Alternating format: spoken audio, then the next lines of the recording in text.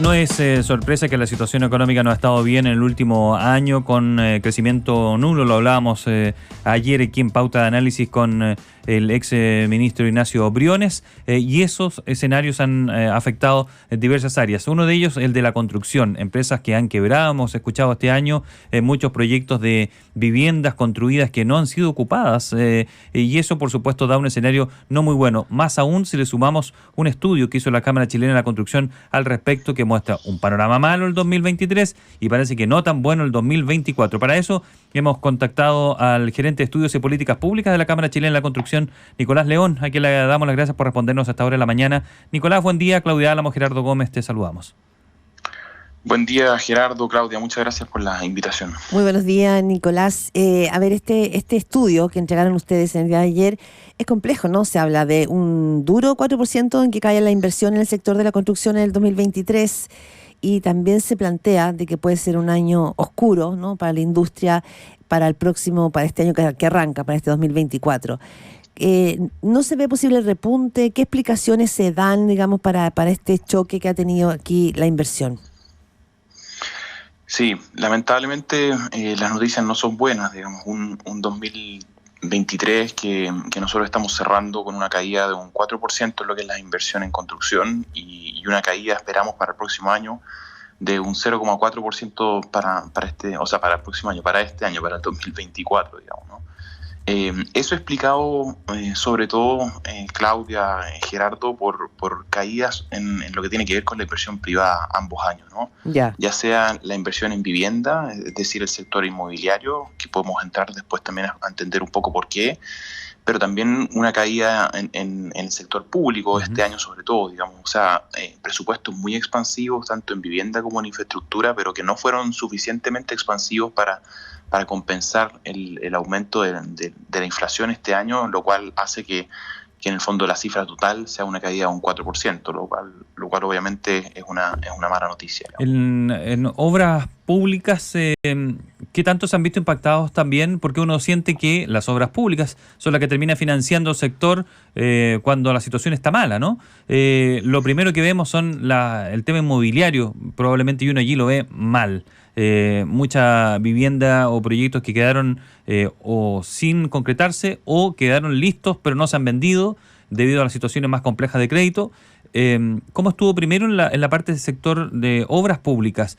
¿Fue intenso? ¿No lo fue? ¿Y cómo espera el 2024? Y después hablamos de lo inmobiliario. Sí, obras públicas, si uno dividiera esto en 4 subsegmentos, digamos, vivienda, infraestructura, y en cada uno de ellos privada, pública, el único que tiene arroja cifras un poco más positivas es en la vivienda, o sea, la infraestructura pública. Y eso porque efectivamente el presupuesto del MOP este año y de todos los ministerios sectoriales que hicieron inversión en infraestructura fue bastante expansivo, pero como les decía, no fue tan fuerte. De hecho, fue solamente un crecimiento de un 0,5%, porque la inflación le pegó muy fuerte a su presupuesto. Y también el MOP tuvo y los ministerios sectoriales en general tuvieron dificultad para ejecutar su presupuesto. Piensen que a noviembre solo habían logrado ejecutar el 66% del presupuesto, digamos, ¿no? Entonces tuvieron que ejecutar, por lo que escuchamos esta semana, declaraciones de la ministra, lo que comentaban es que lograron ejecutar el 99% del presupuesto, es decir, ejecutaron el 33% del presupuesto en un solo mes, digamos, 4 meses en uno, digamos, ¿no? Entonces son cifras que obviamente son complejas para el sector.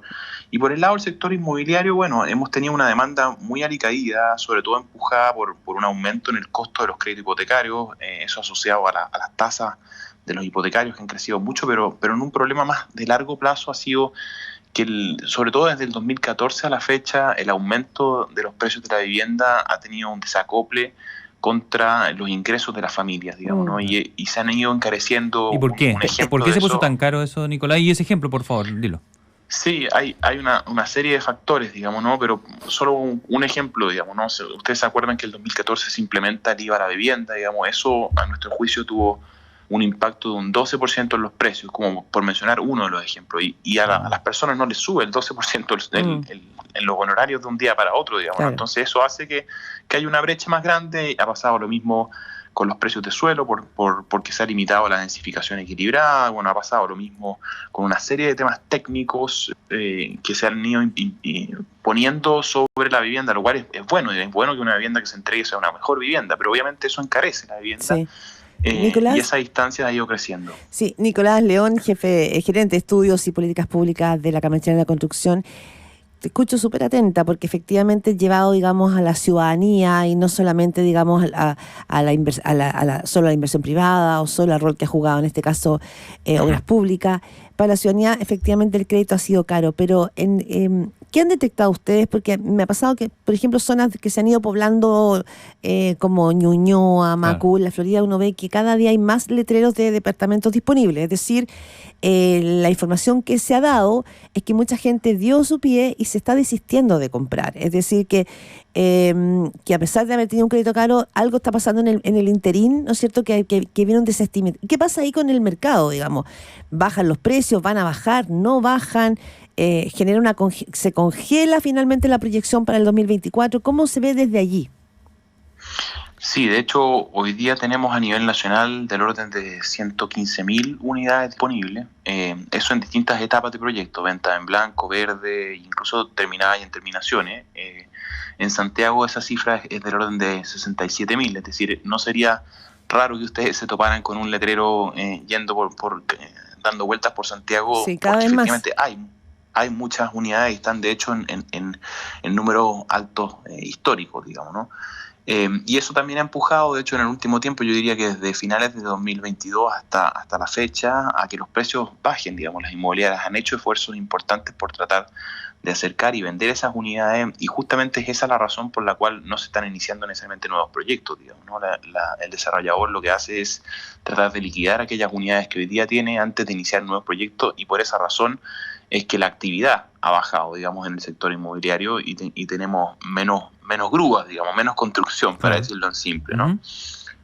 Usted escucha a Nicolás León, gerente de estudios y políticas públicas de la Cámara Chilena de la Construcción. ¿Qué pasa en regiones? ¿Se repite lo mismo que aquí en Santiago? Dice Nicolás, hay 67.000 viviendas, entiendo, se refiere a departamentos y casas que están listas, nuevas, disponibles, llegar y ocupar, que no se han vendido. ¿Así lo entiendo, Nicolás? ¿Y qué pasa en regiones? Sí, de esas 67.000, cerca de un tercio están listas para ocupar, digamos. Las otras son unidades que en el fondo entran al mercado, pero son ventas en verde o en blanco, digamos. Si no, la situación sería bastante más compleja. Eso es más o menos lo mismo en Santiago y en regiones. Como les decía, a nivel nacional, ese número son 115.000, digamos. Entonces, es un poco más del 50% de esa oferta está hoy día en Santiago, el resto está en regiones.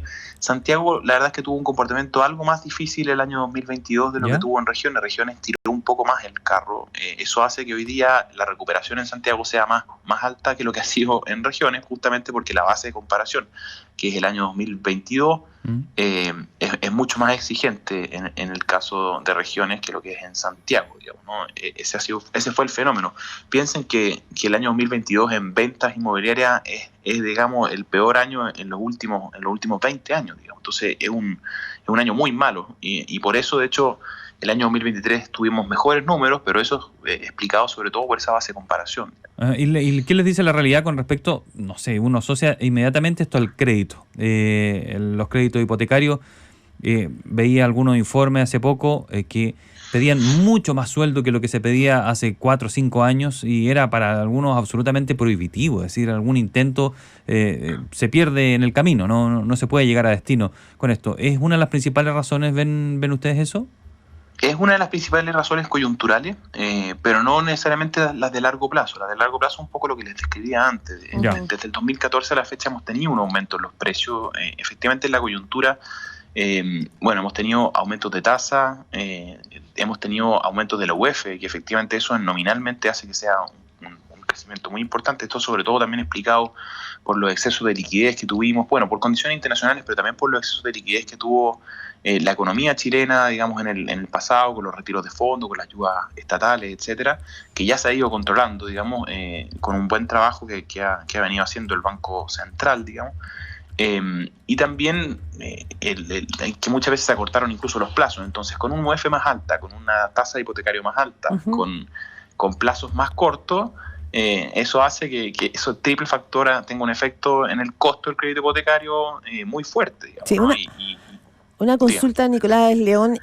A ver, estamos hablando de este es el panorama. ¿Esto va a significar una baja en las propiedades cuando estamos hablando, ¿cierto?, del número de propiedades que la gente se está desistiendo? ¿Puede significar una baja en los precios de viviendas nuevas? Porque pareciera ser, según han dicho algunos expertos, que podría haber una baja también en el precio de viviendas usadas, antiguas. ¿Puede generar eso o no necesariamente todavía? Sí, lo ha generado. Lo ha generado. Lo ha generado desde el 2022 a la fecha. Yo diría que finales de 2022 hasta ahora hemos visto caídas en los precios, digamos, ¿no? Y eso obviamente ha ayudado a que se recuperen algo las ventas durante el 2023.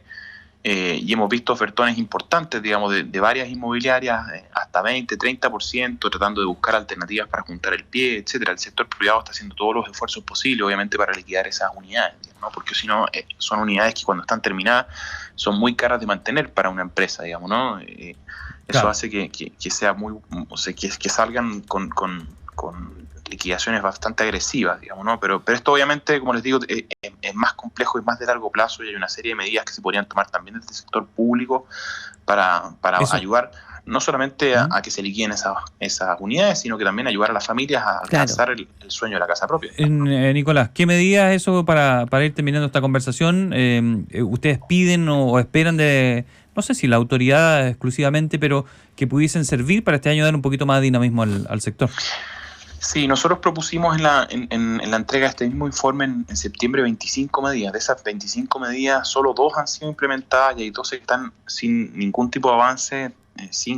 11 tienen algún tipo de avance o inicial o entre medio, digamos. Algunas medidas, por ejemplo, es la implementación de un IVA diferenciado, digamos, para la compra de viviendas, o incluso la eliminación. Acuérdense que antes del 2014 no existía IVA para la vivienda, digamos, ¿no? Y hay muchos países que efectivamente, porque no consideran necesariamente la vivienda como un bien de consumo, digamos, ¿no? Hay una inversión de una familia, digamos, es mucho más que eso. Y por lo tanto le dan un tratamiento diferenciado, digamos, y eso, si uno se lo implementara, por ejemplo, por un periodo acotado, generaría sin duda un shock de demanda que es muy importante para dinamizar el sector, digamos, y hacerse cargo también de los problemas de desempleo, que esto no lo hemos comentado hoy día, pero también es un tema muy relevante derivado, que viene en el mismo informe. Nicolás, te agradecemos a Nicolás León, gerente de Estudios y Políticas Públicas de la Cámara Chilena de la Construcción, hablando sobre este informe sobre el sector 2023-2024. Que esté muy bien, muchas gracias. Muchas gracias. Gracias, Nicolás León. Cuando quieran. Muchas gracias, muy amable. Chao, son las 7 de la mañana con 49 minutos.